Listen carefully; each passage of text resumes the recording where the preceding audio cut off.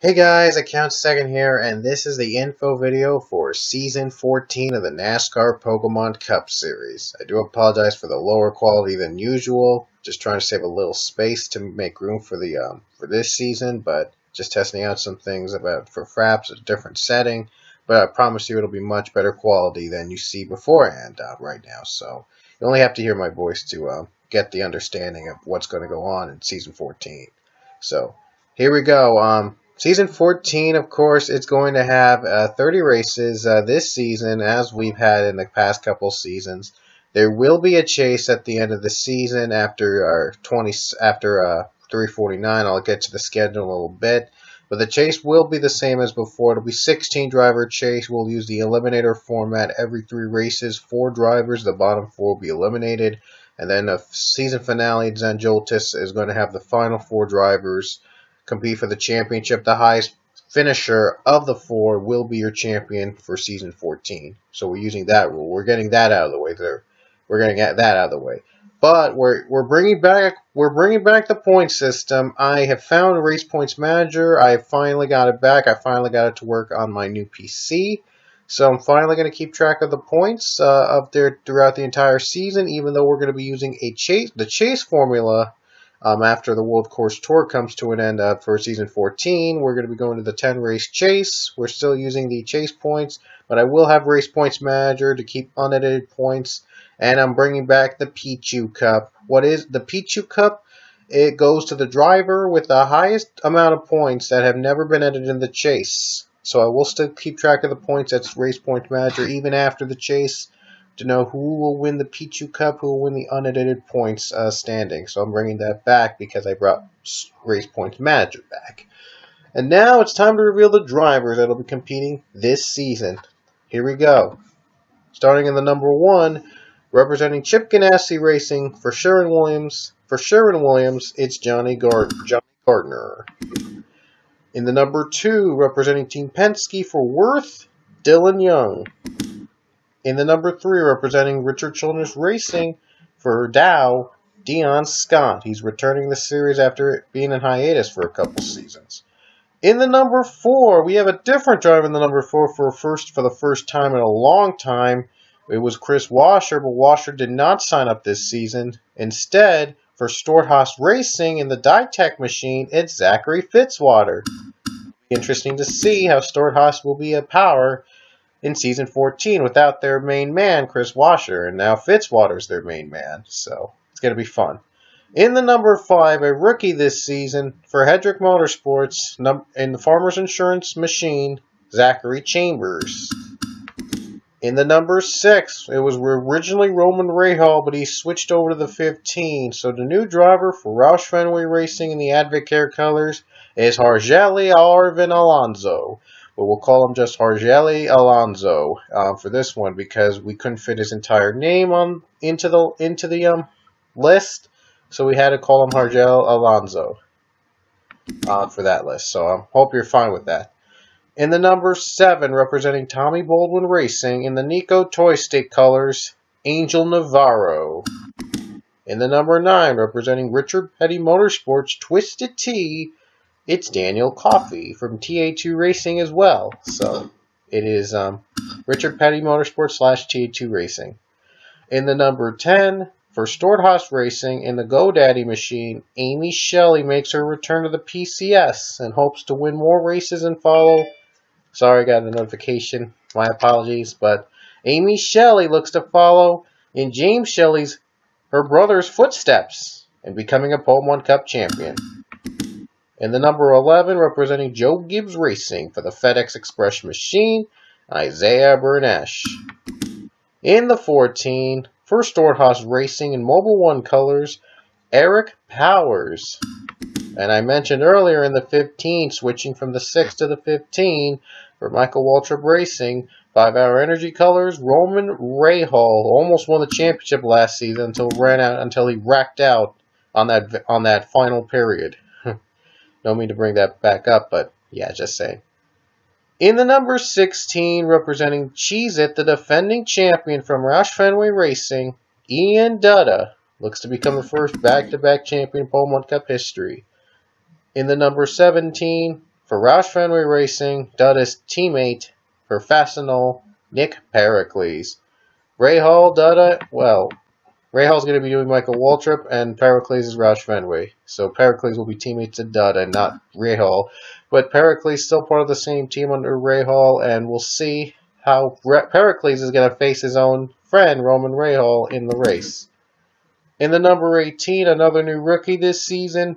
In the Joe Gibbs Racing M&M's Crispy Colors, Philip Goldberg. In the 19, and a new ride, Joe Gibbs Racing number 19 for Subway, Luke Walker. In the number 20, for Joe Gibbs Racing in the Dollar General Colors, Nathan Hudson. Representing the Wood Brothers Racing in the number 21 Motorcraft Ford, Jordan Davis, former champion. Tristan Fowlkes in the number 22 Team Penske Pennzoil Platinum Colors. In the 23, representing BK Racing, Dr. Pepper, Justin Roberds, a rookie. In the 24, Exalta Hedrick Motorsports Jeff Gordon Machine, Cody Hagen. In the 25, Napa Auto Parts, Hedrick Motorsports, Benjamin Miles. In the 26, for Maxim Dr. Pepper, BK Racing, Avi Saks. In the 27, for Menards Peak Ritual Children's Racing, Connor Breton. In the 31, representing Richard Children's Racing and the Caterpillar Chevy, Jacob Lawlor. In the 33, for RCR Richard Children's Racing Cheerios, Leia Walker. The 33 is back after a couple seasons off.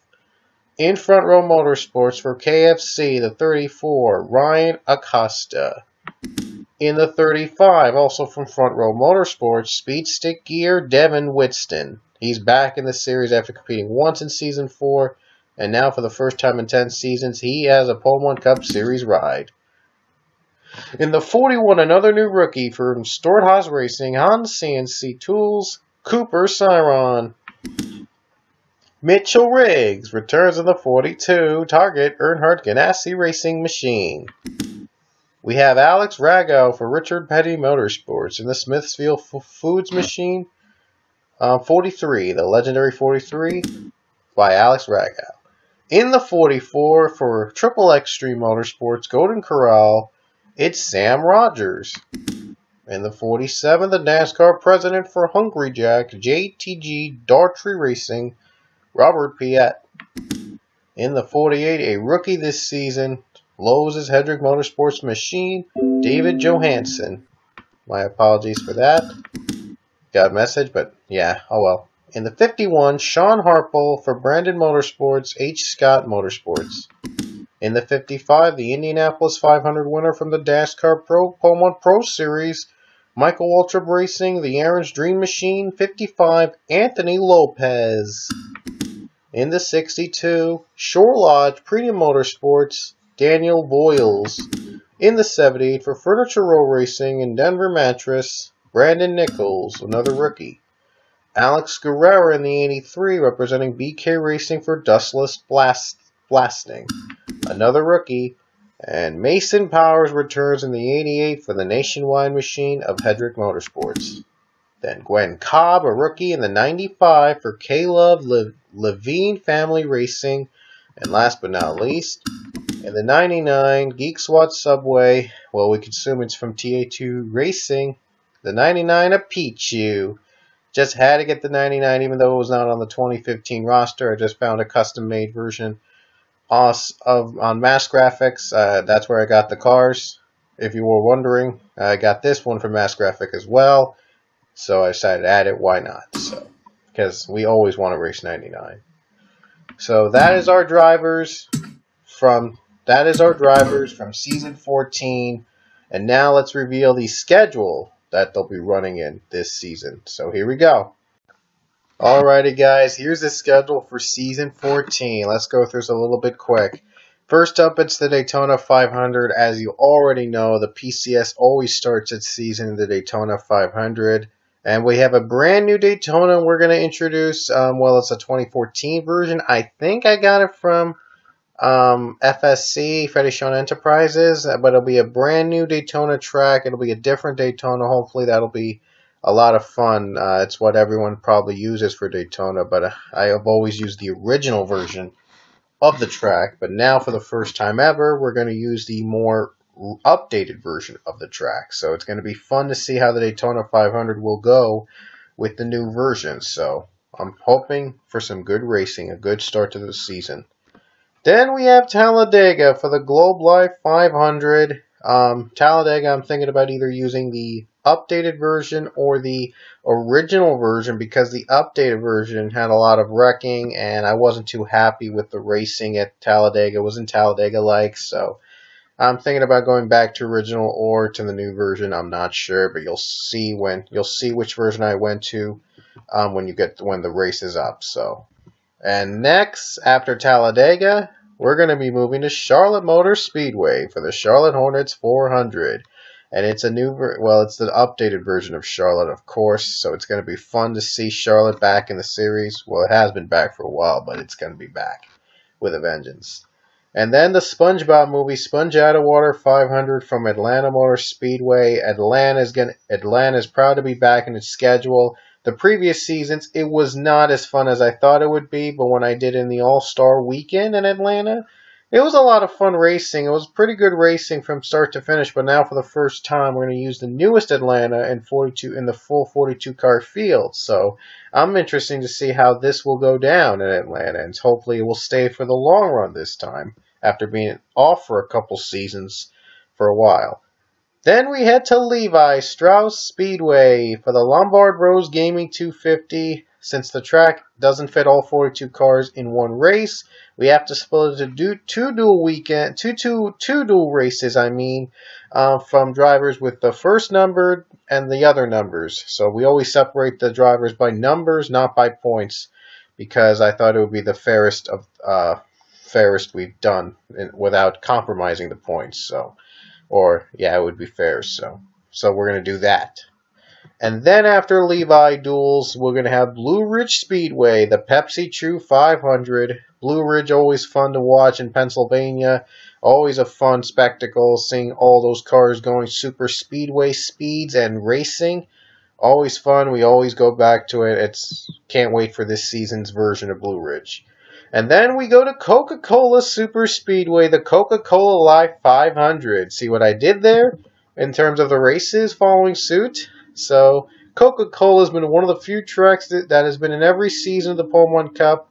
It's always exciting to see Coca-Cola, and I can't wait for this one either.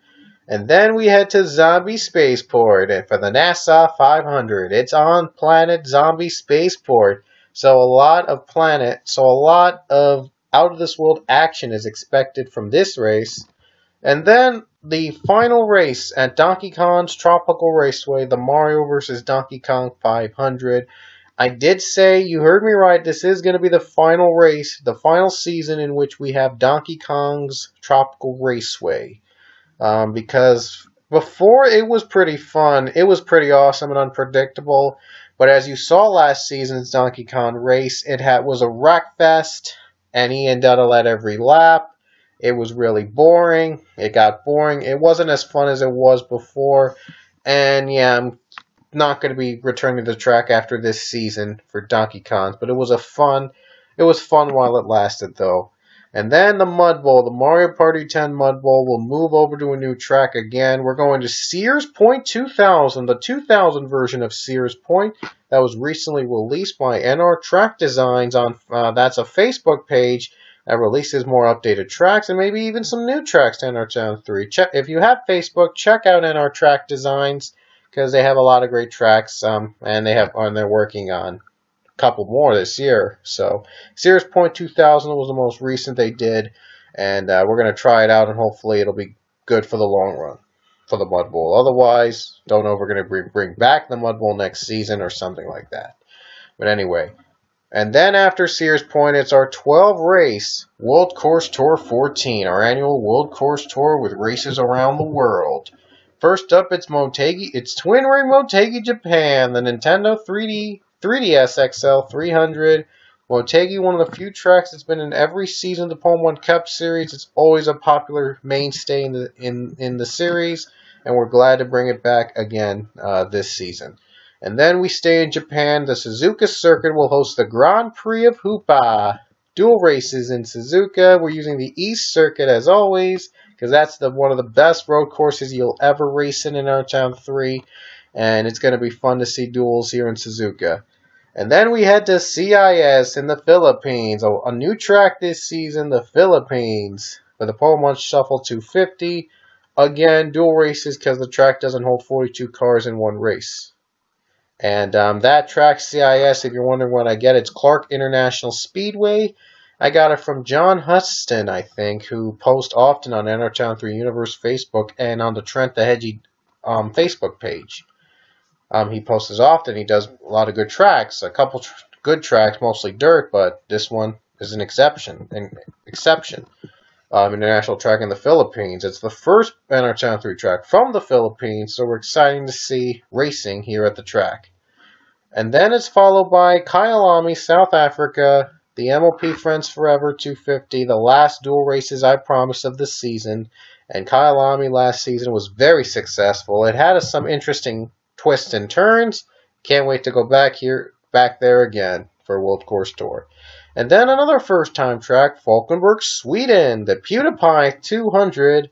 Then followed by Spa-Francorchamps in Belgium, the Lindt 350. Then it's Austria, the Wiener Schnitzel 300. At the old Ostrich Ring, we had a race last season, the A1 Ring, Red Bull Ring, the Austria track. And that was pretty fun, so we're going to go back here again. We'll give it another go this season. And then Silverstone Circuit in the UK, the United Kingdom, hosts the G2A 200. And I know Nathan Hudson can't wait for that. And neither can the other race after that. We're going to go to a new track again in the Santander Showdown. And this time will be held in Rockingham, UK. The infamous Rockingham, UK. For those of you watching who watch NASCAR, you know Rockingham, UK. It's an oval course in the UK. And we'll give it a shot. I'm here for the Santander Showdown. And then it's followed by and then the last three races of the tour will be in Canada. The ShopRite 250 from Mosport, the Canadian Tire Motorsports Park. Then Circuit Gillies Villeneuve hosts the Canada Dry 300 in Montreal. And the Turn of Death 500 will be the last race before the chase at 349. And then we'll have our all-star race at Armory Digital Speedway, a new track. And if Armory Digital goes well, it will be added to the schedule for Season 15. And then our 10-race chase begins. Our first round will be in Homestead, Miami, Pensacola, and Orlando. So those are going to make up the first round. The second round will be in Open Roads, Freeway, and Lime Rock Park in Connecticut. Open Roads and Freeway are new this season. New big road courses, and hopefully they're here for the long run. And finally, the last round before the championship race is in Indianapolis, Texas, and the Super Snack 500 as always. And then finally, the season wraps up as always in Zanjoltis with the final 4 competitors in Season 14. So that's your schedule for Season 14. Good luck to everyone that signed up, and we'll be starting soon. This is the account second here, and I'll see you later.